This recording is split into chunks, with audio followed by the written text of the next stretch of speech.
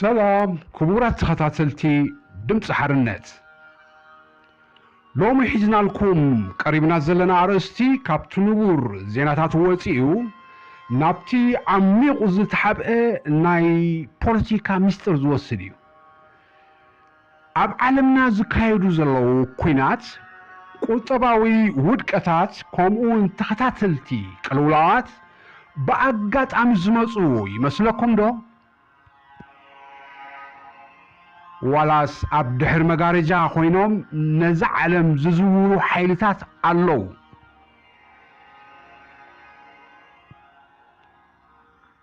እምበኣር ሎሚ ብዛዕባቲ ኣብ ሜድያታት ክነግርኹም ዘይደልዩ ሓቂ ብዛዕባቲ ብቢልዮናት ዝቁፅር ናይ ኣፅዋር ረብሓ ከምኡውን ብዛዕባቲ ዲጂታል ቤት ማእሰርቲ ንምፍጣር ዝግበር ዘሎ ምንቅስቓስ ክንርኢ ኢና።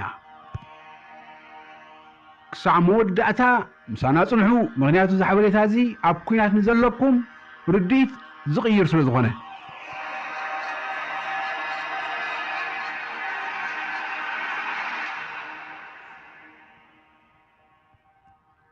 ኩናት ከም ዓብዪ ናይ ንግዲ ትካል እዩ ኮይኑ ዘሎ። ብዙሓት ሰባት ኩናት ፖለቲካዊ ምስሓብ ጥራሕ ዝመስሎም ኣለዉ። እቲ ሓቂ ግን ኩናት ንውሕዳት ትካላት ኣዝዩ ዓብዪ ናይ ረብሓ ምንጪ እዩ። ንኣብነት ተወሲድና ኣብ ዩክሬን ዝካየድ ዘሎ ኩናት ኣሜሪካን ሃገራት ኣውሮጳን ቢልዮናት ዶላራት ዝግመት ኣፅዋር ልኢኸንን ይልእኻውን ኣለዋ። እዚ ገንዘብ እዚ ግን ናብ መን እዩ ዝኸይድ?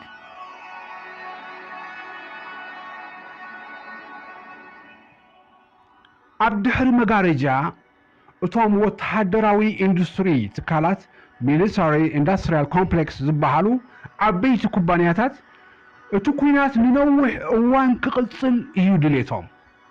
ስለምንታይ? ምክንያቱ ኩናት ክቕፅል ከሎ ሓድሽ ኣፅዋር ይዕድግ፣ ዝዓነወ ይትካእ፣ እቲ ናይ ቢልዮናት ዶላራት ውዕል ድማ ይሕደስ ይቕፅል። ኣብዚ ክንሓስበሉ ዝግባአና ነጥቢ ስለምንታይ ኦም መራሕቲ ዓለም ኣብ ክንዲ ሰላም ዝሰርሑን ዘሳልጡን ተወሳኺ ነዳዲ ናብ ተሓዊ ዝውስኹ? እዚ ብሓቂ ንዲሞክራሲ ንምክልኻል ድዩ ወላስ ነቲ ድሕሪ መጋረጃ ዘሎ ናይ ኣፅዋር ዕዳጋ ንምዕባይ? እቲ ታሪክ ዘርእየና ኩናት መብዛሕትኡ ግዜ ንሃብታማት ዝያዳ ይህብትም፣ ንድኻታት ድማ ንመስዋእቲ የዳሉ። ሕጂ ድማ ናብቲ ዝዓበየ ምስጢር ክንሰግር። ኩናት ብካላሽን ጥራሕ ኣይኮነን ዝካየድ። እቲ ዝሓየለ ኩናት እኳ ደኣ ብገንዘብ እዩ። ንዓሰርተታት ዓመታት ዶላር ኣሜሪካ ንዓለም ተቆፃፂርዎ እዩ ፀኒሑ። ዝኾነት ሃገር ነዳዲ ክትገዝእ እንተደልያ ብዶላር ጥራሕ ነይሩ። እዚ ድማ ንኣሜሪካ ዓብዪ ሓይሊ ሂብዋ እዩ። እንተኾነ ግን ኣብ ድሕሪ መጋረጃ ሓድሽ ስምምዕ ይፍጠር ኣሎ። ሃገራት ከም ሩስያ፣ ቻይና ከምኡውን ብራዚል ዘን ብሪክስ ንብለን ካብ ዶላር ወፂአን ብናተን ገንዘብ ክነግዳ ጀሚረን ኣለዋ። እዚ ዲዶላራይዜሽን ድማ ይበሃል። እዚ ምንቅስቓስ እዚ ንምዕራባዊ ሓይሊ ዘሰንብድ እዩ ኮይኑ ዘሎ። ስለምንታይ እያ ሩስያ ካብቲ ስዊፍት ዝበሃል ዓለም ለኻዊ ናይ ባንኪ መስመር ዝተኣገደት? እዚ ናይ መቕፃዕቲ ስጉምቲ ጥራሕ ኣይኮነን፣ ንሓድሽ ናይ ዓለም ቁጠባዊ ስርዓት መመኸናይ እዩ። እቲ ንሕና ሎሚ ዋጋ ነገራት ክንህር ከሎ ወይ ድማ ዝቕባበ ገንዘብ ኢንፍሌሽን ክመፅእ ከሎ ዝስማዓና ስቃይ ናይዚ ኣብ ድሕሪ መጋረጃ ዝካየድ ዓብዪ ናይ ገንዘብ ኩናት ሳዕቤን እዩ። እቲ ስርዓት ዓለም ብሓፂሩ ይቕየር እዩ ዘሎ። ኣብ መወዳእታ እቲ ዝዓበየ ውጥን ናበይ ገፁ የምርሕ ኣሎ? The Great Reset ዝበሃል ሓሳብ ሰሚዕኹም ትፈልጡ ትኾኑ።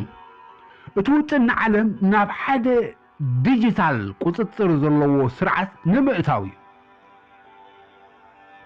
መንግስታት ሴንትራል ባንክ ዲጂታል ካረንሲ ዝበሃል ዲጂታል ገንዘብ ንምምጻእ ይጽዕር ኣለዋ እዚ ማለት ድማ ንቡር ቅርሺ ወይ ድማ ዶላር ጠፊኡ ኩሉ ምንቅስቃስና ብዲጂታል ጥራሕ ክኸውን እዩ እዚ እንታይ ፀገም ይህልዎ እንተልና መንግስቲ ንኩሉ ንጥፈታትና እንታይ ከም ዝገዛዕና እንታይ ከም ዝሓንሽሽና ኣበይ ከም ዝኸድና ከም ዝገሽና ወላ እኳ እንታይ ከም ዝሓሰብና ክቆፃፀሮ ይኽእል ማለት እዩ እዚ ኩሉ ሕጂ ዝረአ ዘሎ ሁከት ሰባት ፈሪሖም ድሕነት ሃቡና ክብሉ ንምግዳድ ዝግበር ድኸውን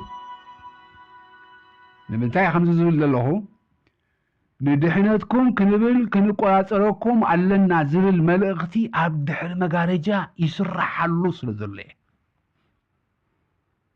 እዚ ማለት እታ ናይ መወዳእታ ሓርነትና ኣብ ሓደጋ ትውድቕ ኣላ